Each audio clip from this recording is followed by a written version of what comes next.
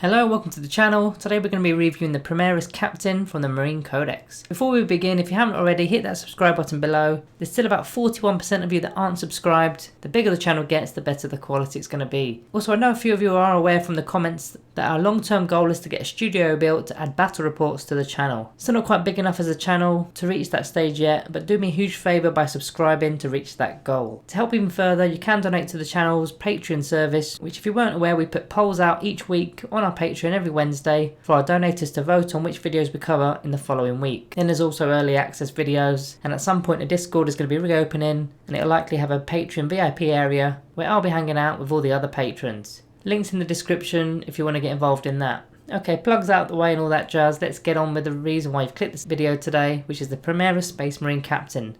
Might be a long video this one as there's tons of options within this codex. So here's of course a HQ option coming in at 90 points or 5 power at base cost. Stat wise got a movement of 6 inch, weapon skill 2+, ballistic skill 2+, strength 4, toughness 4, wound 6, attacks 5, leadership 9 and a 3+ save. Right, that's the stats out the way. We need to check out some of the keywords. He's obviously got the chapter keyword, he's a character, a Primaris, a captain and an infantry. As for abilities, Angels of Death, we should all know what that one is by now. He's got the Iron Halo ability for his 4+ in1 save, and the Rights of Battle Aura, which affects core units within 6 inches, allowing them to reroll hit rolls of a 1. So that's the abilities all checked off. Next it's time for the Wargear. There's quite a few options here. So the Primaris Captain is equipped with a bolt pistol, a master crafted auto bolt rifle, then the frag and crack grenades. So skimming past the bolt pistol and grenades, I'll put them on the screen for you anyway. Let's check out the master crafted auto bolt rifle. Got a 24-inch range, assault 3, strength 4, no AP, 2 damage. Now as you're hitting on 2s, you should be getting 2 if not 3 of your shots to hit.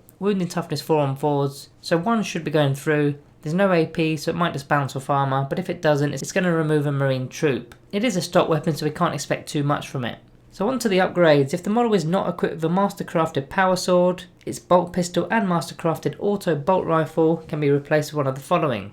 Either one plasma pistol and a power fist, or a heavy bolt pistol, one master crafted power sword and a relic shield. So quite poorly worded upgrade in my opinion. The first line I think just confuses things. Basically you can swap out the pistol and the master crafted auto bolt rifle for one of these options. So you've either got option 1, a plasma pistol and a power fist, or option 2, a heavy bolt pistol, a master crafted power sword and a relic shield as one package. So option 1 then, the plasma pistol and the power fist. Plasma pistol's got 12-inch range, pistol 1, strength 4, -3 AP and 1 damage, and supercharging it is strength 8, -3 AP and 2 damage, and you're obviously going with the risk of rolling a 1, destroying the bearer. So you don't want to be doing that. The power fist, strength ×2, making it strength 8, -3 AP and 2 damage, and it's a -1 to hit. So that package upgrade is going to cost you 10 points. Both weapons have a bit more about them. Still feels a bit of a mixed bag as plasma is high strength but low damage, even when supercharged. And of course, like mentioned, it comes at its own risk. And the power fist, although it is strength 8, is 2 damage and only hits on 3s. With shock assault, your captain will have 6 attacks,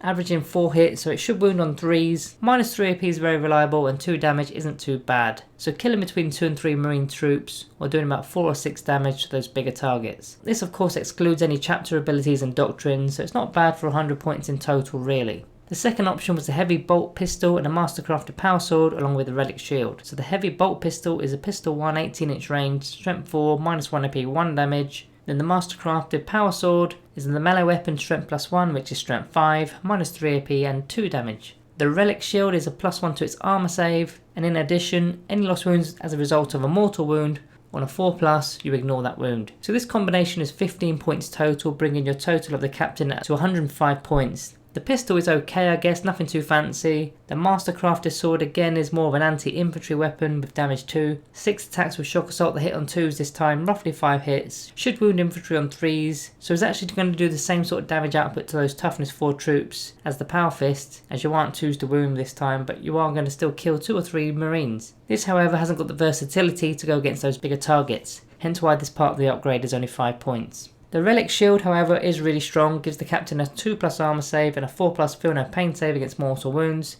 Sometimes you won't need it and in other times it'll be huge, so a solid option for 105 points. Okay, on to the next set of upgrades. The model's mastercrafted auto bolt rifle can be replaced with one mastercrafted stalker bolt rifle. This is a free upgrade. It's got a 36-inch range, heavy 1, strength 4, -2 AP and 3 damage. So with this option you actually keep your bolt pistol. This one's more of an elite killer or a Death Guard troop killer due to their -1 to the damage ability of disgustingly resilient. This is the kind of captain that you're going to use to stay back and support, as this is a heavy weapon so you don't really want to be moving it. It's only got one shot and it's only strength 4, so it is against the odds, but you could actually kill a Terminator, but it is only a 20% chance in fact. So upgrade 3, if the model is equipped with a mastercrafted auto bolt rifle or a mastercrafted stalker bolt rifle, it can be equipped with one mastercrafted power sword. So this line probably should have been the first line out of all the upgrades in my opinion, to save a bit of confusion. So you can get the mastercrafted power sword for 10 points, along with that stalker bolt rifle, or you can just have it with the auto bolt rifle, either way. So you already know the stats of this one, we've just done this one previously. It does cost you 5 points however. So the next one, if this model is from the Dark Angels chapter or one of its successor chapters, its mastercrafted auto bolt rifle can be replaced with one special issue bolt carbine. So this is just for Dark Angels players here. In fact, if you do play Dark Angels, shout it out in the comments if you want to see more Dark Angels specific reviews, because I don't really hear enough from you guys. That's why I've not really started the Dark Angels yet. So the special issue bolt carbine is 24-inch range, assault 2, strength 4, -2 AP and 2 damage. It's a free upgrade, so you get one less shot, but you do gain -2 AP to the weapon. Not sure how I feel about that one. Again, Dark Angels players, let me know. The last option actually relates to that weapon. If the model is equipped with a special issue bolt carbine and is not equipped with a mastercrafted power sword, then you can equip one power fist. So you can have the Dark Angels weapon with a power fist. It's a weird combination, but as it's Primaris, you're kind of restricted with some weapons. So we know what the power fist does. It costs you 10 points to take one. So again, that model is going to be 100 points. So that's all the upgrades. Let's talk about what rules apply when selecting your captain. Now, unless the supplement says otherwise, you can select only one captain in each detachment, with the company command rule located in the Space Marine Codex, which makes sense in game as well as in terms of lore, as it would be weird to have 2 captains in a single company. Now, these guys can be chapter masters. It will cost you 40 points to upgrade your captain or 2 power level, but this means he's no longer a captain, so it means you can have a chapter master as well as a captain in one detachment. So what does the chapter master do? It gains the Chapter Master ability firstly, which is where core units or characters within 6 inches can reroll all hits. This works on himself now as well as others around him, and it's not just ones anymore, it's all hits. He also gets access to a unique warlord trait and a relic, so let's check those out. The trait is Master of the Codex. Very simple, for every turn that your warlord starts his turn on the battlefield, you gain a command point. Not too bad. Not sure if it's worth it over some of the others, but it all depends on your loadout I guess. Some chapters allow for multiple warlord traits in the army, and some chapters allow for a single character to take 2, so it's a solid option if you can do that. The relic is Angel Artifice, which grants the bearer a 2+ armor save. It also adds 1 to your wounds and your toughness. Now the relic shield already does grant a +1 to your armor save, but they will stack against -AP weapons of course. At 40 points this can all look quite pricey, especially if you don't use the trait and the relic, so it would only really upgrade if you're taking those options, but the generic relics and traits in the codex and supplements are pretty good. So let's move into some of those warlord traits. So the first one is Fear Made Manifest, which is an aura. While enemy units within 6 inches of the warlord, you subtract 1 from their leadership characteristics of the models in the unit, and each time a combat attrition test is taken for that unit, they subtract 1 from that combat attrition test. Probably not the ideal one, but it's there. Next is the Imperium Sword.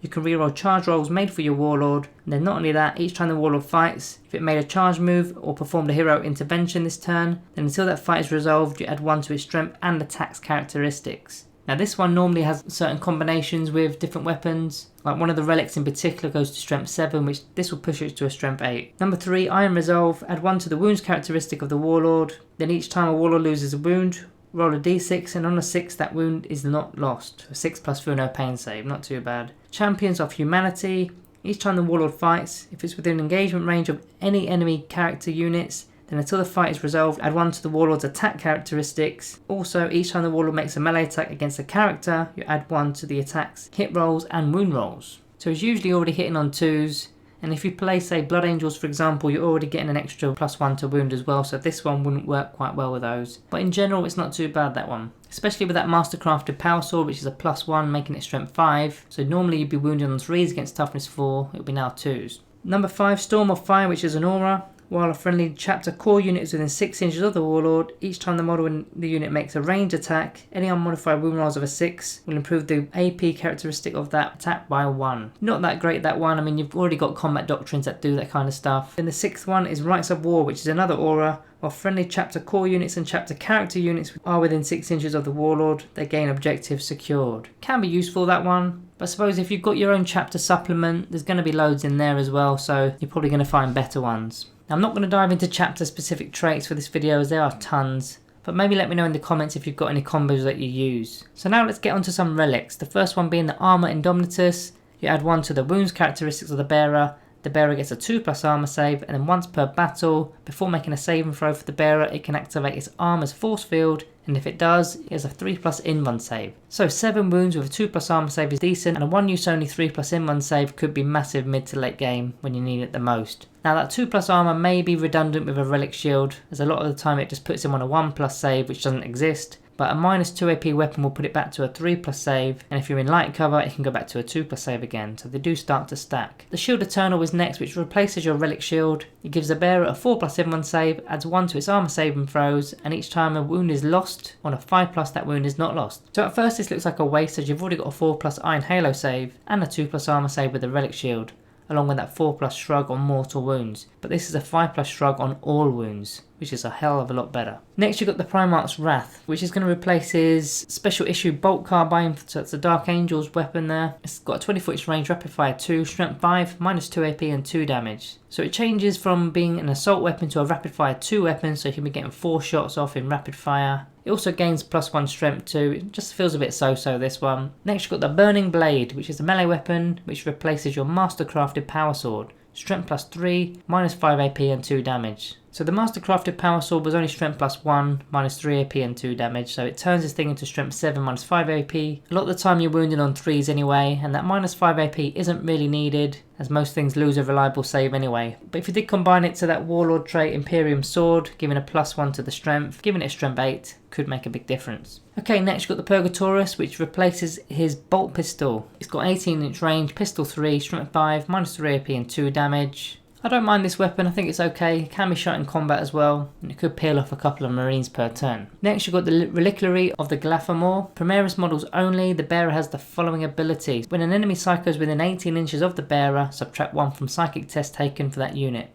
And if they fail their psychic test, on a 4+, that unit will suffer D3 mortal wounds. So it's a little bit of an anti-psyker, probably better placed on an actual psyker who can then try and deny it. Next you've got Bellicus Bolt Rifle, which replaces your Mastercrafted Auto Bolt Rifle. This has got a range of 24-inch, assault 4, strength 5, -1 AP, 2 damage. So the Mastercrafted Auto Bolt Rifle was only assault 3, strength 4 with no AP and 2 damage, so it's a slight boost. Can hurt infantry I guess, but I don't think I'd bother with this one. Then you've got the Lament, 36-inch range, heavy 1, strength 5, -2 AP, 3 damage, and each time it successfully wounds the target, it inflicts an extra mortal wound on the unit. So this one swaps out your Mastercrafted Stalker Bolt Rifle, which was strength 4, so now it's strength 5, but you get that extra mortal wounds, so you could actually kill 2 infantry models with a single shot. Again, I'm not too keen on this one if I'm honest. Next you've got the Honor Vehement.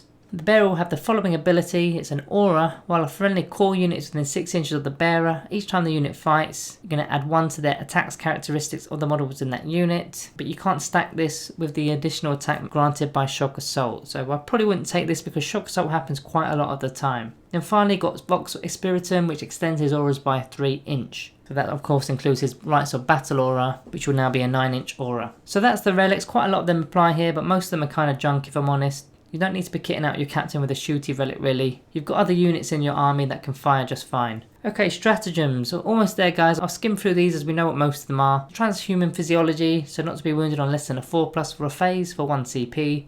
Only in death does duty end for 2 CP, so when your captain dies in melee, he still gets to attack if he hasn't already. Not too bad on a kitted out melee captain. Relic of the chapter for an extra relic in the army, and hero of the chapter for an extra warlord trait in the army. Then lastly, orbital bombardment for 3 CP to let off a bomb dealing out mortal wounds. So it's not too bad, although it is quite pricey on the CP. So for this video I'm going to leave out the chapters, as the captain can pretty much be kitted out to any playstyle or any chapter, so all chapters of course will work well with him. I personally prefer more melee based captains, so melee chapters such as Blood Angels for example could find great use for him. So let's summarise this guy, starting with the good. He's reasonably priced, he's got access to a fair amount of weaponry, he's got a 4+ in-run save and access to a relic shield, which I'd probably definitely take. He's got the extra wound and attack just for being a Primaris model. Then he's got lots of relic options just to suit your chapter and playstyle. His main trick, which is Rites of Battle, which is pretty decent with a lot of core units in the codex. Then finally the option of having him as a chapter master is there too. As for the bad, pretty slow with no cheap way of getting him into combat. The Terminator captains, the bite captains and the jump pack captains do this much better. Now, even though he's got access to a lot of weapons, he's not got total access to the book like the Firstborn captains do, so no Thunderhammers for example. I think as there's many other versions of captains to select from, this guy kind of fills into a no man's land. If you want a melee beat stick, a smash captain or a biker captain or a terminator captain or even a Phobos captain are better equipped for this, whereas a stay back and babysit kind of captain for core units needs to be cheap. In fact, a lieutenant may be more ideal for a cheaper unit. So rating this model, I'm going to be giving the Primaris captain a Planet 40k rating of 3 out of 5. Just average for me. I think the others have the edge over him, but they all have their pros and cons. Guys, make sure you hit that like button when you're closing the window. Thank you all for watching, and I'll see you in the next one.